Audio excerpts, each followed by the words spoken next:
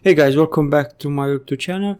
On this video I just want to present my new tutorial pack of creating this teddy bear from beginning to the end, all the way from Zbrush through 3ds Max and then Ornatrix for hair and fur.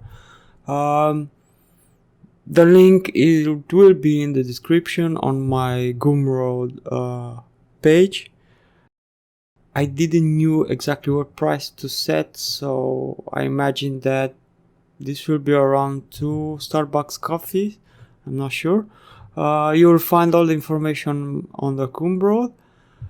If you like it and if you want to learn more, you can go there and support my YouTube channel also and my video tutorials to do more.